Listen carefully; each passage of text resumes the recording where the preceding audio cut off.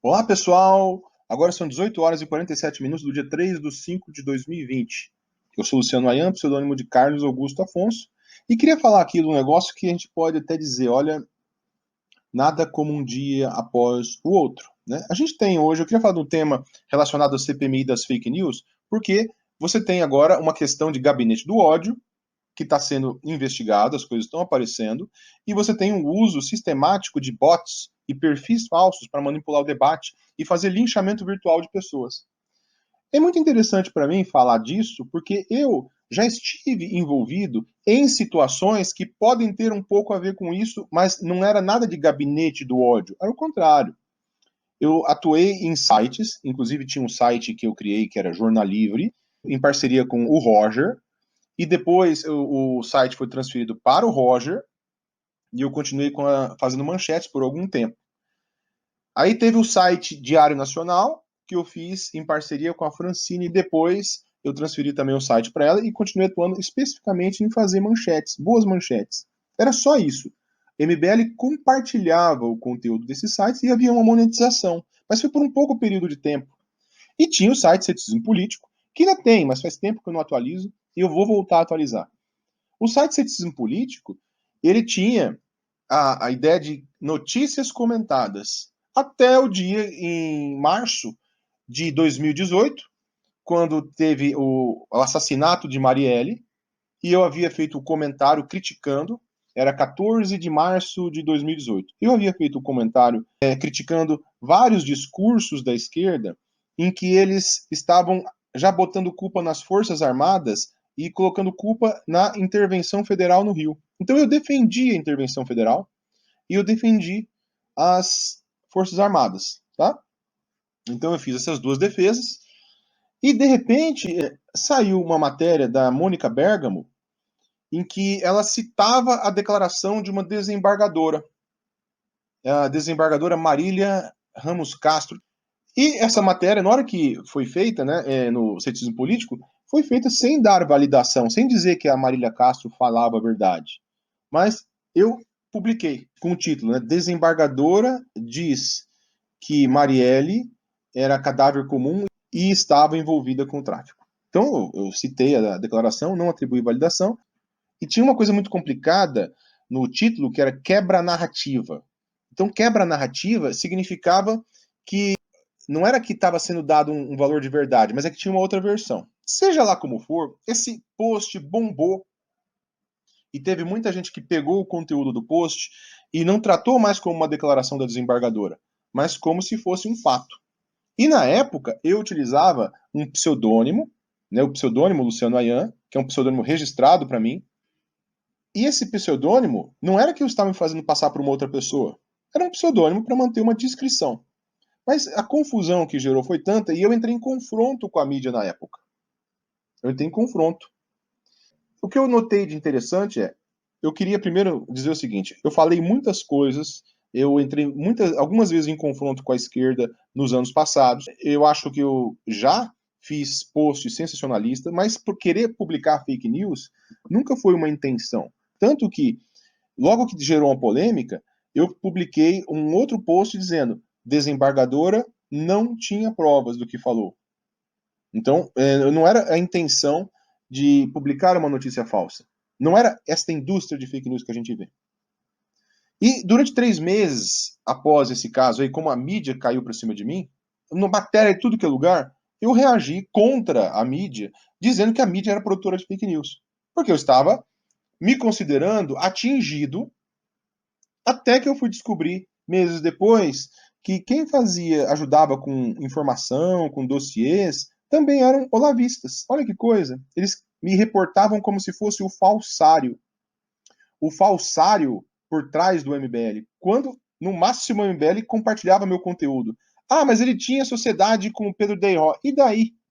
Nunca saiu do lugar a empresa que a gente ia fazer. A gente, inclusive, a gente encerrou a sociedade depois, que era para fazer uma empresa de produção de vídeos. É apenas isso. Então eles começaram a inventar, criaram uma teoria da conspiração, o Ayan por trás do MBL. Qualquer pessoa que está no MBL sabe que eu nunca tive um envolvimento na coordenação de qualquer coisa ali. Mas mesmo assim eles fizeram isso. Quando comecei a conversar com alguns jornalistas, meses depois, que o clima começou a baixar, eu notei que os jornalistas começavam a ouvir a minha versão.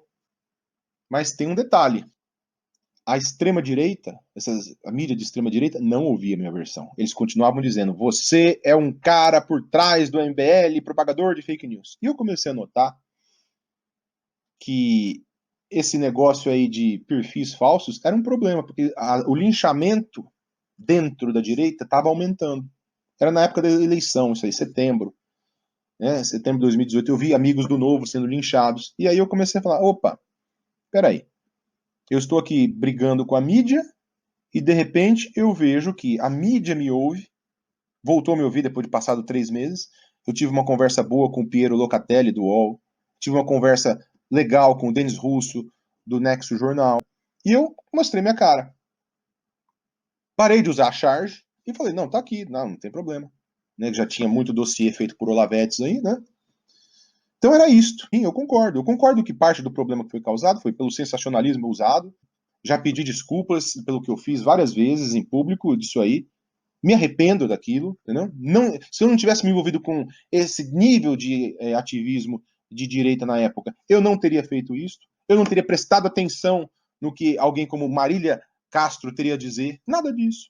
Mas eu não vou ficar lançando culpa para cima dos outros. Eu me envolvi, eu errei de me envolver com esse tipo de ativismo de direita e eu me arrependo de muita coisa. Eu vejo que a direita não tinha maturidade. Eu ajudo pessoas no ativismo de direita se elas estiverem alinhadas com a pauta democrática. Mas hoje, meus leitores são de esquerda democrática, de centro e de direita democrática. Quer me chamar de radical de centro? Pode chamar, não tem problema, tá?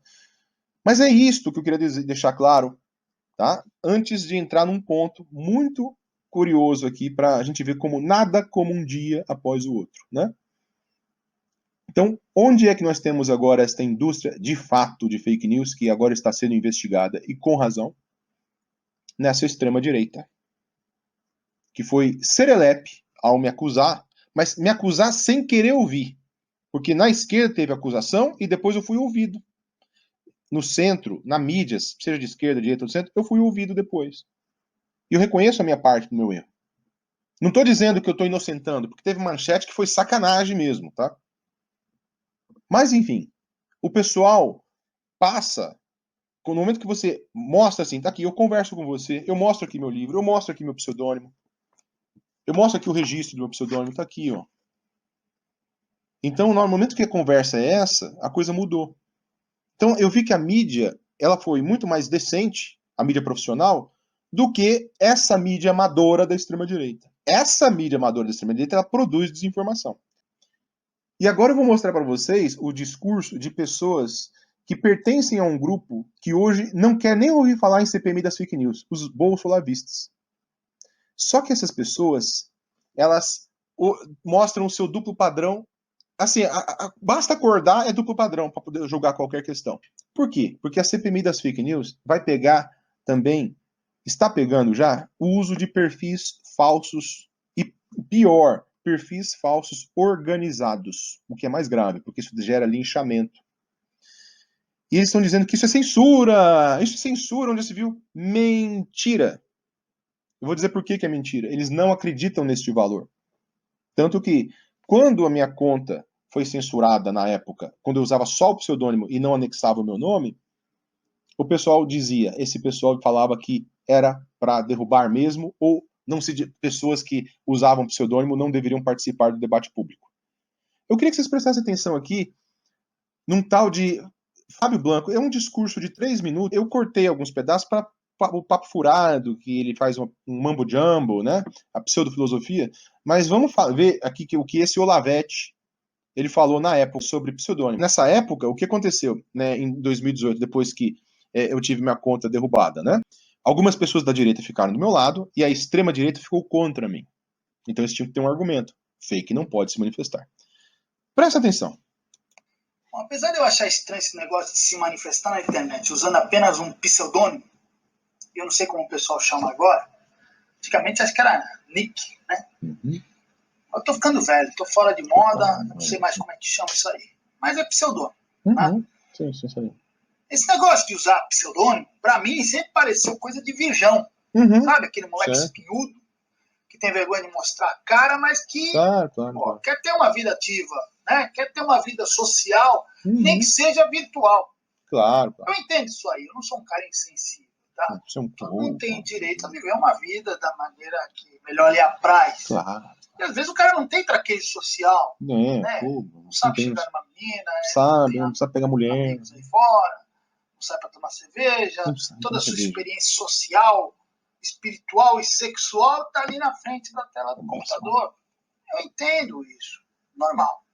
Mas não venha me dizer que alguém que não mostra o rosto, que ninguém sabe quem é, que ninguém sabe a sua identidade, tem autoridade moral para debater alguma coisa. Presta atenção, eu estou falando de autoridade. O cara até pode ter bons argumentos, pode ter uma boa lógica, mas claro que falta o peso da pessoa.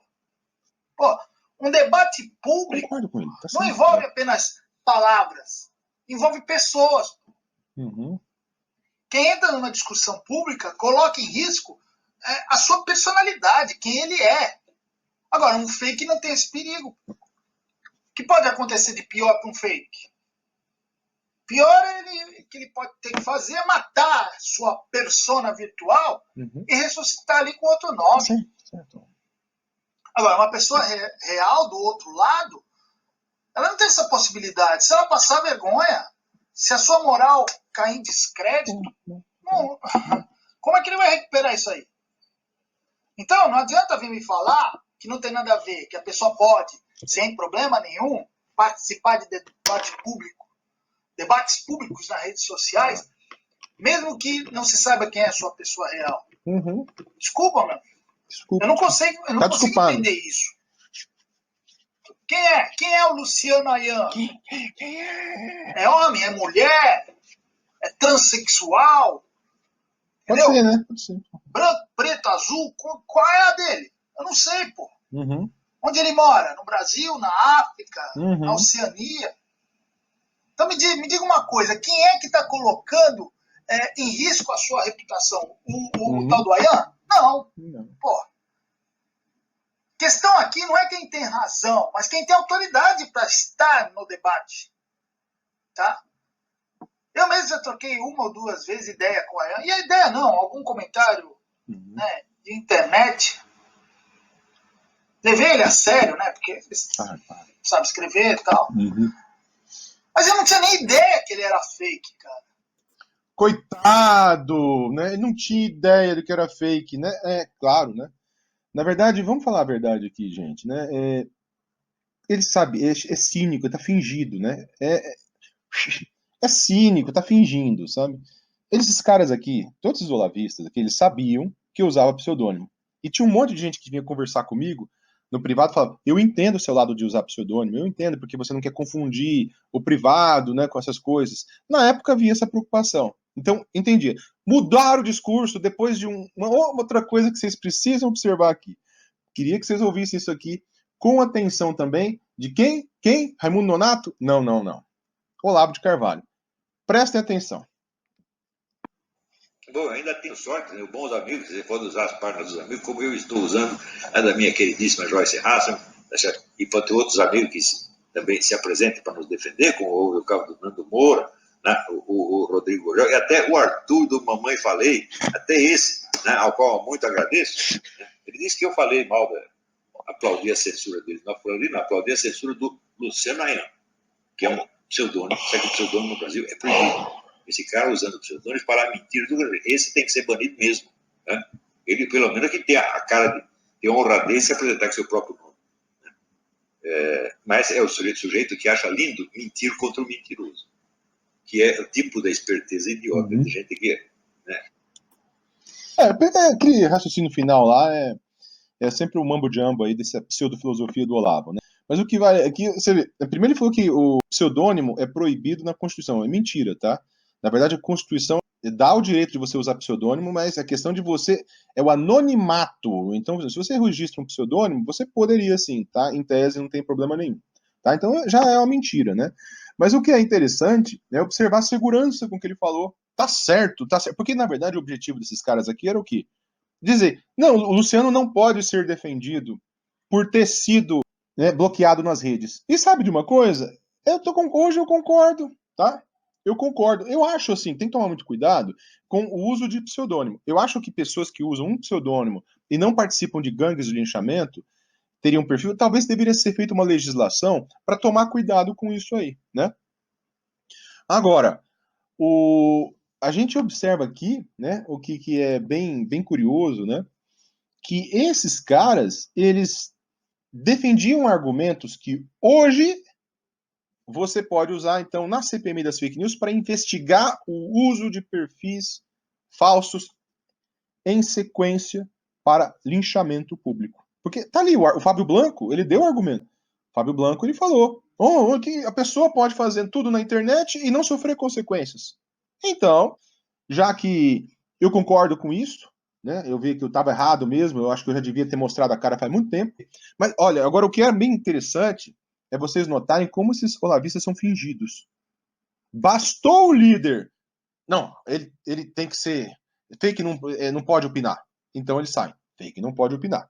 Agora que fakes estão fazendo linchamentos em massa, e agora deu um rolo no gabinete do ódio, o que está acontecendo? Ah, não, isso é censura, isso é censura. Mudou totalmente o discurso. Duplo padrão. Uma escória. Uma escória. Então eu posso dizer na cara desses caras aí, claro que tem o Lavete decente, mas eu posso dizer na maioria na cara desses sujeitos o quanto são hipócritas, fingidos. Eu tenho conversa, eu não vazo conversa. Mas tem vários assim que falavam, não. Tudo bem usar pseudônimo. Aí depois foi só lá falar um negócio, é um fake. Começou. Então agora, né, vamos pro play, né? É aquele negócio, não aguenta brincar, né? Não desce pro play, né?